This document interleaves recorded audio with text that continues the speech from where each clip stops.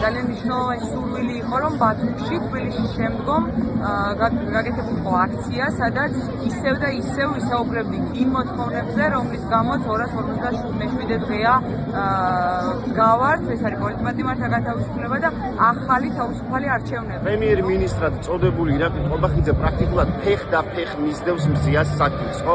ჩვენ ხედავთ, როგორ ყოველ წუთს, ყოველ ნაბიჯას არღვევენ მზიას უდანაშაულობის პრეზუმპციას. ასეთ პირობებში ბუნებრივია არ გვექნება იმის ილუზია, რომ რაიმე ტიპის სამართლიან გადაწყვეტილებას გამოიტანს ნინო სახელაშვილი, მაგრამ აქ თანამედროვე საქართველოს ისტორია იწერება, მაგრამ ეს ისტორია არის ჩვენი რეალობა, ამიტომ საზოგადოებას, რომელიც შეიძლება ეხლა გვისმენდეს, მოუწოდებ, რომ ნუ დავტოვებთ ერთმანეთს ამ უსამართლობის წინააღმდეგ. ძალიან მნიშვნელოვანია წინააღმდეგობის ეს ფორმა, არ თანამშრომლობის ფორმა, რა იდეის გარშემოც ჩვენ შევიკრიბეთ 8 პარტიის წარმომადგენლები და ვფიქრობ, რომ ეხლა მნიშვნელოვანია ცენტრიდან პერიფერიაში გადატანა. რომელიც დღეს სხვადასხვა პენიტენციურ დაწესებულებაში იხდის აბსოლუტურად უსამართლო წინასწარ პატიმრობას.